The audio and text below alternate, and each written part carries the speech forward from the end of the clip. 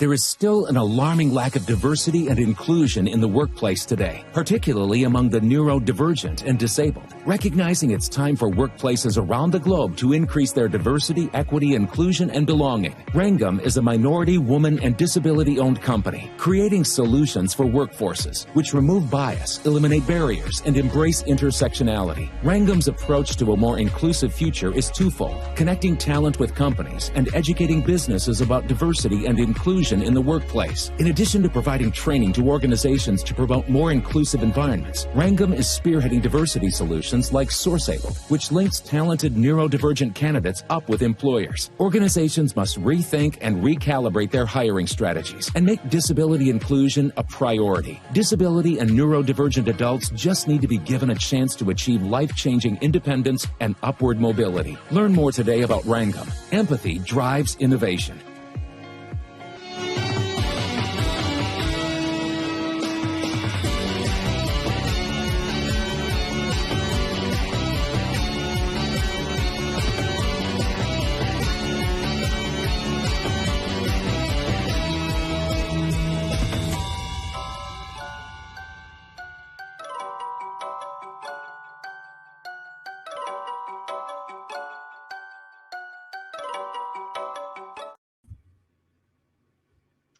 Hello, everyone. Welcome to today's LinkedIn Ready Chat. I'm Evan Mackey. I'm going to be the host today for this exciting session. And today also is a very special day as we discuss veterans in the workplace. We have an extraordinary individual with us, John Bryson. He is our very own Learning and Development Director here at Rangam Consultants. And before we get into, though, his wealth of insights, I want to take a quick moment, first and foremost, just to acknowledge the historical significance of today. Today is Pearl Harbor Day, for anybody that does not know. On this solemn day, we do remember and honor the brave individuals who faced unimaginable challenges during a pivotal moment in history. And these lessons from history remind us of the strength that comes from unity and understanding. Now, again, my name is Evan Mackey. I'm an Army veteran. I am the National Sales Director here at Rangam, and my job function at the Army was in civil affairs. For those of you that do not know what civil affairs is, it has a strong affiliation within the humanitarian space, and it works to help mitigate impacts on civilian populations. With that background, I do feel truly blessed to now be working with a company that not only complements that line of effort, but also aligns with values of inclusivity and empathy. Rangam is a minority, woman, and disability-owned total talent management firm. And we work in traditional staffing, but we also work and specialize within autism, neurodiversity, and disability staffing services. Through our Source Vets program, we serve veterans and veterans with service-connected disabilities or neurodivergence. We are a force dedicated to accelerating meaningful employment for everyone, and specifically today, our veteran communities. Our commitment extends to ensuring their success while fostering inclusive workspaces. In fact, as a testament to our dedication in providing staffing solutions to these unique talent audiences, we were recently recognized with the Supplier of the Year Award at the Disability In Conference. Now, without further ado, let us turn our attention to our key speaker for today. I have the privilege to introduce John Bryson. John's a subject matter expert in disability inclusion in the workplace, and his role as our Learning and Development Director involves strategically designing and launching each of our clients. And now, to ease all of our anticipation, John, the stage is yours. Thanks, Evan. Such kind remarks. I really appreciate that intro and your service. Good morning, good afternoon, good evening, depending on where you're joining us from today. Really appreciate you being here. As Evan said, I'm John Bryson, and he shared a little bit about my role as a Learning and Development Director. I provide and help lead the development of training topics for our clients. I have ADHD, attention deficit hyperactivity disorder, so I have lived experience as a disabled and neurodivergent individual.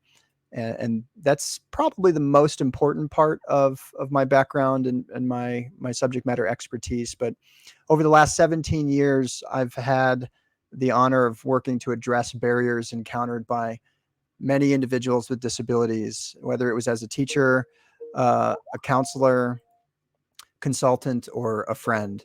So throughout my career, I've been able to support and collaborate with many disabled veterans, helping them transition into meaningful civilian careers, hearing their stories, hearing about the things that they go through. And so I'm really honored to provide this conversation today and help guide us through it. So again, thank you for joining us. We're not even a month now, if I remember correctly, and I've done my math properly, a month now removed from Veterans Day celebration in the US. So if you're not familiar and you're joining us outside the US, the Veterans Day is a time of really deep reflection for our nation and expressing gratitude for those who've served. And many of us have family members who've served. I know I do, or we've served ourselves. And I hope the lessons and commitments that are embodied by Veterans Day continue to resonate with you a month later now, as I know they do for us here at Rangam. So we specialize in helping organizations attract and support exceptional talent, including those with disabilities, neurodivergent conditions, and autism, as well as helping talent connect with great opportunities for careers. And that may be the most important thing we do. I know it's the thing we take the most joy in is helping people connect with wonderful career opportunities. And having that specialty has afforded us the privilege over the years to work with so many amazing veterans. And in that time, we've learned an incredible amount about inclusivity. So today we're here to deepen our understanding of the unique challenges that veterans with disabilities face in the workplace. And I want to uncover some strategies that you all can implement to make the workplace more inclusive. So our session objectives are really clear here today for this Ready Chat. We want to understand the intersectionality of veterans and their unique needs within that broader concept of neurodiversity. We want to discuss actionable strategies that allow us to adapt the workplace to be more inclusive. And then finally, we want to highlight our shared collective role in fostering a supportive and understanding work environment for veterans. Now, I do want to say one thing before I really dive into the content, and that's that a single day of remembrance like Veterans Day should not be where all of our commitments end.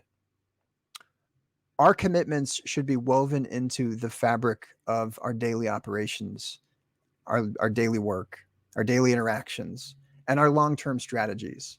So keep that in mind as we go through this, because I find it to be incredibly important. Veterans Day is not where all of our strategies should reside, but should be representative of other things that we're doing. So let's dig in. Take a moment to consider the diversity of our veterans, and that'll kick us off with understanding veterans with disabilities. So veterans have served across different continents, various conditions, all the while safeguarding the values we cherish. Their service to our country's unparalleled, we can all agree, but their journey doesn't pause when they return to civilian life. It evolves.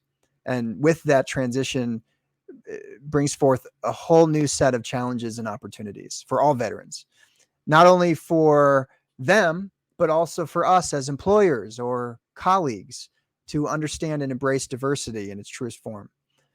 Veterans really represent a microcosm of society. Their experiences are unique. Many come home bearing the invisible marks of their service. So talking about conditions like PTSD or post-traumatic stress disorder, hearing loss, limb amputations, more mental health conditions, for example. These are not merely medical terms to be cataloged in health records. They're lived experiences of real people that enrich our understanding of resilience, adaptability. 30% of veterans report a disability, and that's contrast with approximately 15% in the broader population. So that figure, it's significant and its difference. That figure brings to light the unique perspectives that veterans with disabilities offer and veterans in general offer, and the untapped potential they possess and the innovative pathways they can inspire in our workplaces. But it's an unfortunate truth. It also means that for veterans with disabilities, there are added barriers to their transition into civilian life that they face because they have disabilities and they're veterans. So when we speak of neurodiversity, this is a concept that will really help us to start to understand many of the barriers that veterans with disabilities will encounter. When we talk about neurodiversity, we're looking beyond the traditional archetypes of workplace inclusion. We're embracing an expansive view of the world. We're looking beyond that traditional approach, and we're really looking at how we acknowledge and value the makeup of all people. So neurodiversity encompasses this idea that brain differences in our big human family and all of humanity, including differences commonly seen in conditions that are prevalent in the veteran community, like PTSD, traumatic brain injuries, depressions, and more. Neurodiversity encompasses all of those differences, and it teaches us that the strengths and challenges these conditions bring to the table are important, and they should be leveraged to create a richer, more dynamic, more inclusive environment. So in our offices, in our workplaces, on our teams, with our colleagues, we should strive to be more than just a space for people to come to do their job, a space for people to do work. We should strive for these spaces to be sanctuaries of support and understanding for people to be able to be their true authentic selves. So one suggestion for how we can achieve that is establishing quiet areas or quiet spaces for solitude. If we do that, we're not merely offering a place to work. We're actually acknowledging the need for mental respite, sensory breaks. These spaces are vital for those who have served, particularly people who have served in environments where hypervigilance was necessary, for example. There are times where you just need quiet, you just need solitude. Similarly, another thing that we can do is flexible scheduling. That's not just a convenience. It actually is a way for organizations to show they recognize the importance of mental health and well-being. So offering our veterans the respect and dignity to attend to their medical and therapeutic needs without that additional stress, that added stress of having to work the conventional work hours. One other thing we can do is in our hybrid workspaces, think about technology. It's a powerful tool for inclusion. So digital accommodations like screen readers and captioning services, though they are hopefully widespread in all of our organizations, that they should be commonplace by now. But what do those things do? They tell us a clear message that our organizations are committed to removing barriers and creating bridges for everybody to connect and contribute effectively. These tools often get talked about within the concept of accessibility, and I appreciate that, but they're not just about accessibility. It's really about ensuring every member of the team, regardless of who they are and what their background is, can engage fully and equally. And having that type of technology available creates a more universally accessible and universally designed workplace. And then lastly, one last strategy I want to suggest is for veterans who might be working completely from home, remote. Creating a sensory-friendly environment is about more than just an ergonomic chair or high-speed internet. What we really want to do is we want to consider the sensory inputs that could be overwhelming for some, the need for structure and routine that can be crucial for others, and that importance, again, of flexibility that allows all to work in ways that best suit their individual needs. So this respect for personalization, particularly in that remote setting, isn't just a pathway to comfort for an employee. It's a cornerstone of productivity. And it's a testament to our commitment to inclusivity. So as we continue to strive for having adapted workplaces, let's remember that the goal is not to have veterans fit into pre-existing molds, but really to rethink and reshape our environments to embrace everyone's unique abilities. It's about creating spaces that are not just physically accessible, but also cognitively welcoming for every cognitive style. Our veterans have a myriad of abilities and experiences, and they're not just employees. They're vital contributors to the collective mission of every organization. They're agents of change. They're leaders who can help us chart new courses in innovation and excellence. They're top performers. They're people who contribute in every level of an organization. And then particularly recognizing and accommodating the disabilities and neurodivergent conditions of veterans isn't just an act of compliance. It's a strategic imperative. If we really want to build an organization that's resilient and adaptive and innovative, then we need to recognize disabilities and neurodivergent conditions. So it's a commitment to valuing diverse experiences and perspectives that veterans bring to our workplace. It's an investment in the future where every individual has the opportunity to thrive.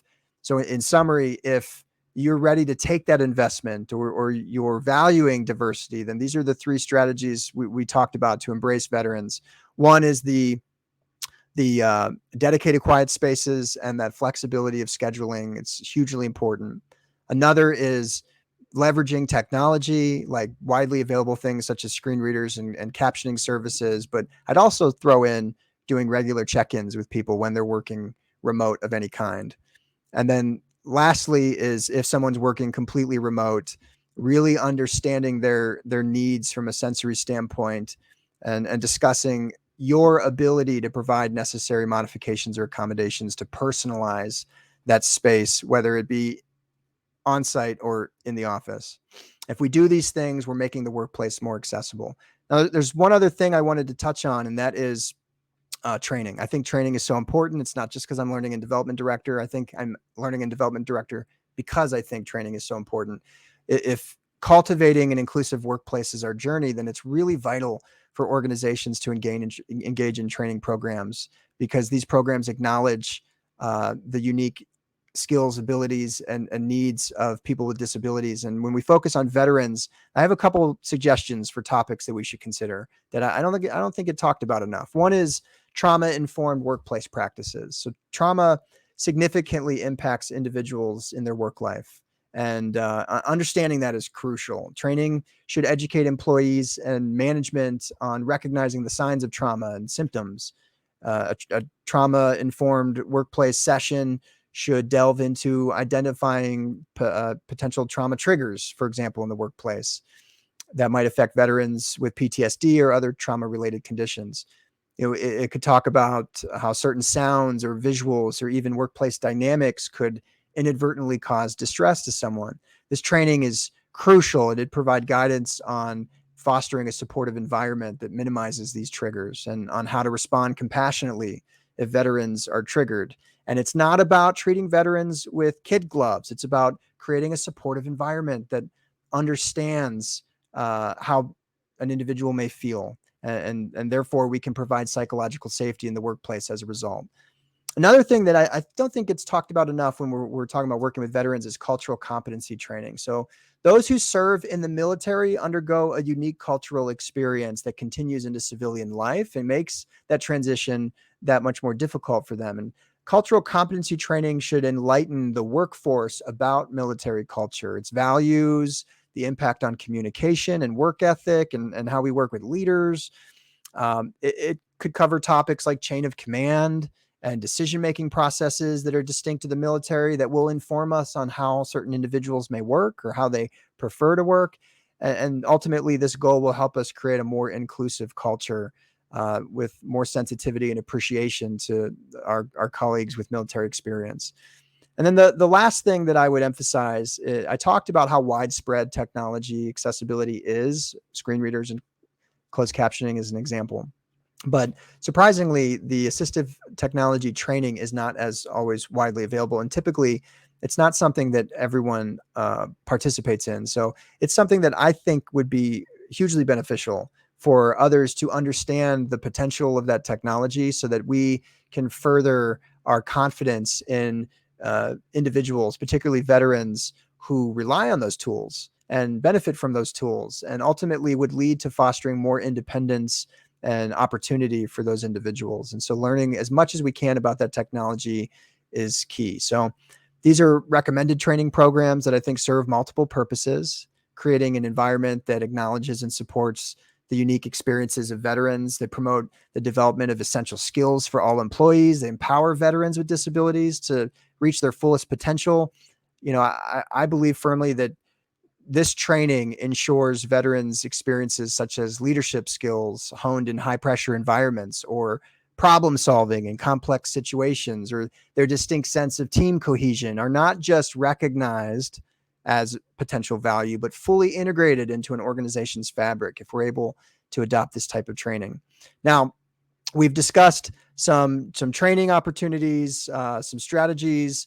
One last thing I want to touch on is what Veterans Day should represent. You know, it's a moment of patriotic observance. It's a time for us to rekindle our commitment to those who've served. And while we honor their courage and sacrifice, we also have to focus on the living testament of their service, the veterans themselves, who are part of our workforce and our community. And that's why the training is so important and these strategies are so important. But what should we really be doing around Veterans Day every year? So first and foremost, if we emphasize Veterans Day in our organizations, it just reaffirms our commitment to understanding and supporting the veteran community within the workforce. That transcends token gesture every year. It becomes a symbol that means something and moves activity and action year round. Another thing is that it raises more awareness about issues facing veterans, gives us an opportunity to hear their stories, for them to talk about their experiences. And that alone fosters deeper understanding in our organizations and moves that culture in the direction we want to go. Another benefit is it encourages engagement. The more opportunities we have to engage with Veterans Day means more people are connected to those stories that we're sharing. And it becomes a catalyst for more conversations on how we can support veteran colleagues and ensure inclusivity. And then the last thing is I think it sets a precedent. When we start our year strategically with recognizing Veterans Day, then there's this expectation, if we're going year round, that we've done things, that we've made the workplace more accessible for veterans. So I really truly thank all of you for being here for this important conversation. And I want to turn it back over to Evan because this is something we firmly believe in on a fundamental level, and truly feel if you take any of these actions, even one of them, training or something that makes the workplace a bit more accessible, then you've had a significant impact on individuals, and small incremental change leads to big changes over time. Thank you so much, John. I could actually listen to you talk all day long. So it's tough because there's so much content to get through that a short platform like this is just not enough to cover it. So I do thank everybody for joining us. And John, thank you so much for everything you brought to us. There is a tremendous amount of insight here you've provided to generate actual genuine action.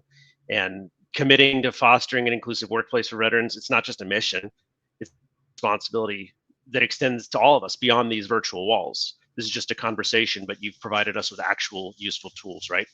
So I think each of us can make a difference, and actively engaging in inclusivity and implementing inclusive practices, small actions, just like you said, they do lead to that significant change.